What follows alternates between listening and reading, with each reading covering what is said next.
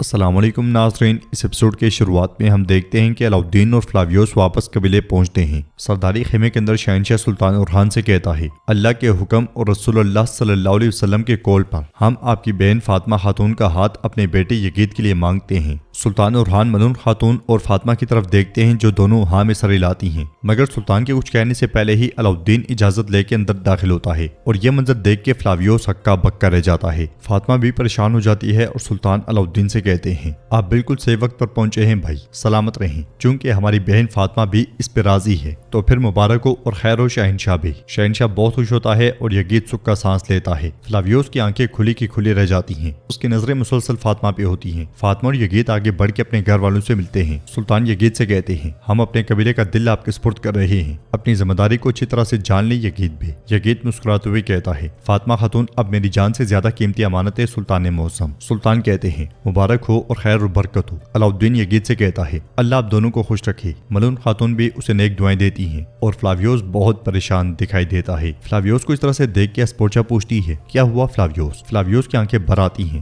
اسپورچا پھر سے پوچھتی ہے، فلاویوس؟ تو فلاویوس اس سے کہتا ہے، آئیے یہاں سے نکلیں شہزادی، میں آپ کو بتاؤں گا۔ فلاویوس نام آنکھیں لے کے فاطمہ کو دیکھتا دیکھتا جانے ہی لگتا ہے کہ سلطان کہتے ہیں، فلاویوس کاش تم ہمارے یہاں کا شربت پیتے، لمبے سفر سے آئے ہو۔ فلاویوس کہتا ہے، ایک اہم خبر ہے جو مجھے شہزادی کو دینی ہے۔ یہ کہتے ساتھ ہی فلاویوس چلا جاتا ہے۔ وہ جاتے جاتے مبارکباد بھی دے جاتا ہے۔ علاؤالدین سلطان سے کہتا ہے، بھائی مجھے آپ سے کچھ کہنا ہے، شہنشاہ نے آپ کے لیے پیغام بھیجا ہے۔ یہ سنتے ساتھ ہی سلطان علاؤالدین کے ساتھ آگے بڑھ جاتے ہیں۔ دیدار حلیمہ سے کہتی ہے، تمہاری باری بھی جلد ہے۔ حلیمہ مسکرا دیتی ہے۔ ملون خاتون کہتی ہے، فاطمہ ہمارے گھر سے چلی جائے گی۔ حلیمہ کیا تم جانتی ہو کہ میں اب تمہیں کسی کو نہیں دینا چاہتی؟ حلیمہ کہتی ہے، ماں آپ تو مسلسل کہتی تھی کہ میں تمہاری شادی کروں گی، اب کیا بدل گیا؟ ملون خاتون کہتی ہے، میں نے ارادہ بدل لیا، یہ کتنا تھکا دینے والا معاملہ ہے، تم یہ تب سمجھو گی جب ماں بنو گی۔ دوسری طرف فلاویوس شہزادی سے کہتا ہے، میں نے آپ کے بابا کو فیصلہ بدلنے پر آمادہ کرنے کی کوشش کی۔ اسپورچا کہتی ہے، لیکن انہوں نے تمہاری نہیں سنی۔ لعنت ہو، یا خدا وہ میرے ساتھ ایسا کیسے کر سکتے ہیں؟ اس لیے دیفنے وہاں پہ آتی ہے اور پوچھتی ہے، شہزادی کیا آپ ٹھیک ہیں؟ شہزادی غصے سے کہتی ہے، شہنشاہ چاہتے ہیں کہ میں اورحان سے شادی کروں دیفنے، تم ہی بتاؤ کیا یہ ٹھیک ہے؟ تو دیفنے کہتی ہے، یہ بکواس ہے، آپ ایسی کسی چیز کی اجازت نہیں دے سکتی۔ شہزادی کہتی ہے، یقیناً میں اجازت نہیں دوں گی۔ یہ کہتے ساتھ ہی وہ خنجر اس کے گلے پر تان لیتی ہے۔ دیفنے پوچھتی ہے، یہ آپ کیا کر رہی ہیں؟ تو اسپورچا کہتی ہے، کیا تمہیں لگا کہ تم اپنی غداری ہمیشہ چھپا سکو گی دیفنے؟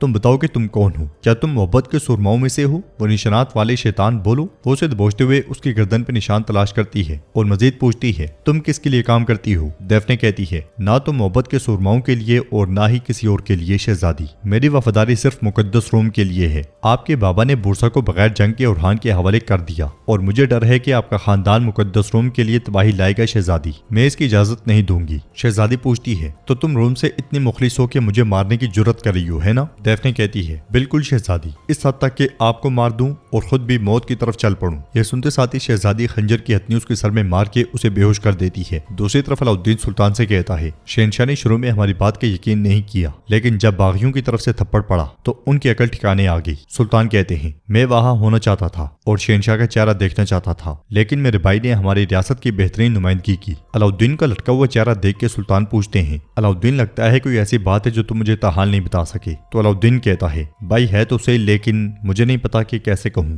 سلطان کہتے ہیں، کیا چیز تمہیں اس حال میں ڈال رہی ہے، بولو۔ علاؤالدین کہتا ہے، جیسا کہ میں نے کہا، شہنشاہ اس بات پر راضی ہو گئے ہیں کہ ہماری فوج ایزنک اور ازمت کے درمیان ڈیرے ڈالے، اور اس کے بعد بھائی وہ اس پہ بھی راضی ہو گئے کہ ہم ایزنک کی حفاظت کریں۔ انہوں نے ہمارے مطالبے کو بھی منظور کر لیا کہ وہ ہمیں ایزنک میں ایک بندرگاہ دیں گے، وہ بھی راضی ہو گئے، لیکن ایک شرط پہ۔ سلطان پوچھتے ہیں، وہ شرط کیا ہے؟ تو علاؤالدین کہتا ہے، وہ چاہتے ہیں کہ آپ شہزادی اسپورچا سے شادی کریں۔ یہ سن کے سلطان بہت پریشان ہو جاتے ہیں۔ نیلوفر ساتھ والے خیمے سے اجازت مانگتی ہے اور کافی دیر تک اجازت مانگتی رہتی ہے، پھر علاؤالدین کے اشارے پہ سلطان اسے آنے کی اجازت دے دیتے ہیں۔ وہ اندر داخل ہوتے ہوئے پوچھتی ہے، دونوں بھائی یہاں کیا کر رہے ہیں؟ سب آپ کے انتظار میں ہیں۔ سلطان نیلوفر کو دیکھتے ہی چلے جاتے ہیں۔ نیلوفر پوچھتی ہے، اورحان کیا ہوا؟ مگر سلطان کے پاس کوئی جواب نہیں ہوتا۔ دوسری طرف اسپورچا فلاویوس سے کہتی ہے، تو اورحان نے ایزنک پر اپنا تسلط قائم کرنے کے لیے میرے والد سے گیملک مانگا ہے جس پر میں حکومت کرتی ہوں۔ فلاویوس کہتا ہے، وہ ہماری زمین پر قدم رکھ رہا ہے اور اس قدم کو ہمارے سامنے ایک احسان کے طور پہ پیش کر رہا ہے شہزادی۔ شہزادی کہتی ہے، یہ بالکل واضح تھا کہ اس نے علاؤالدین کو قسطنطنیہ محض ایک معمولی بغاوت کو بے نقاب کرنے کے لیے تو نہیں بھیجا تھا۔ یہ شرائط جو اس نے میرے بابا کے سامنے رکھی ہیں اور میرے بابا کی مایوسی انہیں اس شادی کے بدلے میں ان تمام شرائط کو قبول کرنے پہ مجبور کر رہی ہے۔ شاید دیفنے درست تھی، اورحان کی ہر حرکت ہمیں تباہی کی طرف ایک قدم اور قریب قریب لے جا رہی ہے۔ اورہان ایزنی کو روم سے الگ کرنے کے لیے ہر حربہ آزمائے گا۔ فلاویوس کہتا ہے میں اس کی ہرگز اجازت نہیں دوں گا، چاہے میری جان ہی کیوں نہ چلی جائے شہزادی۔ شہزادی کہتی ہے میں بھی کبھی اس کی اجازت نہیں دوں گی، ہم آخری دم تک لڑیں گے فلاویوس، اگر ضرورت پڑی تو میں اپنے بابا کے خلاف بغاوت کروں گی، لیکن میں اورہان سے شادی نہیں کروں گی اور نہ ہی بورسا اور ایزنک سے دستبردار ہوں گی۔ فلاویوس کہتا ہے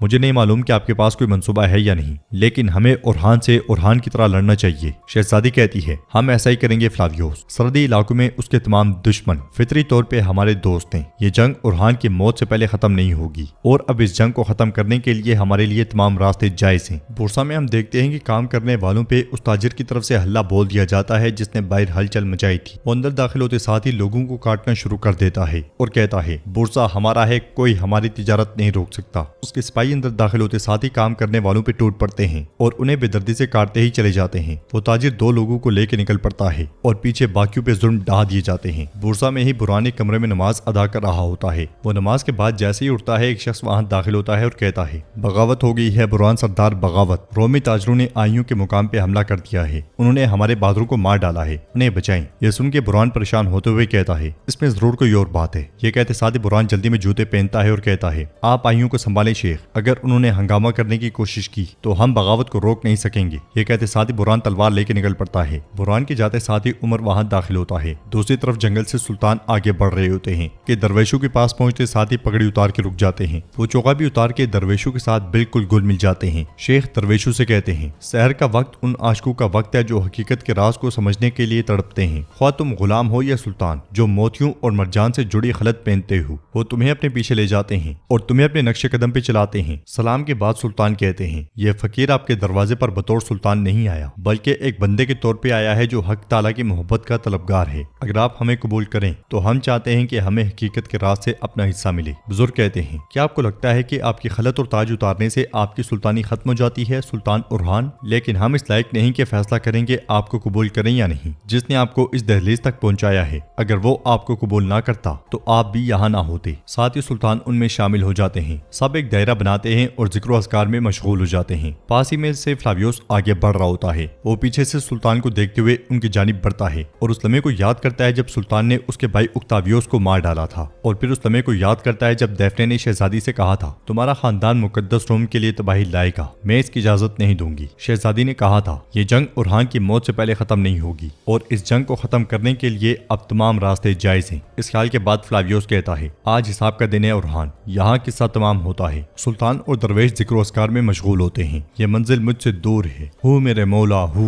میں نے اس دنیا کو دیکھا، ہو مولا ہو، جیسے میرے لیے کوئی جال بچھایا گیا ہو مولا ہو۔ فلاویوس خنجر نکالتا ہے اور سلطان کی جانب بڑھتا ہے، وہ سلطان کے قریب سے قریب تر ہوتا جاتا ہے۔ سلطان پتوں کی آواز کی وجہ سے یہ شور محسوس کر جاتے ہیں، مگر اپنی توجہ بالکل پیچھے نہیں موڑتے۔ آگے بڑھتے بڑھتے فلاویوس ان کے بالکل پاس ہو جاتا ہے اور خنجر سلطان کی پیٹھ پہ رکھ دیتا ہے۔ وہ سلطان سے کہتا ہے اب تمہیں میرے ہاتھ سے کون بچائے گا اورہان؟ ایسے محسوس ہوتا ہے جیسے خنجر کی نوک سلطان کو محسوس ہو رہی ہو۔ اور ناظرین ایپیسوڈ بھی اختتام پذیر ہوتی ہے۔ کیسے لگی آپ کو یہ ایپیسوڈ آپ ہمیں کمنٹ باکس میں لازمی بتائیے گا۔ ویڈیو پسند آئے تو لائک شیئر اینڈ سبسکرائب کرنا مت بھولیں۔ انشاءاللہ ملتے ہیں نیکسٹ ویڈیو میں، تب تک کے لیے رکھیں اپنا اور اپنوں کا بہت زیادہ خیال۔ اللہ نگہبان۔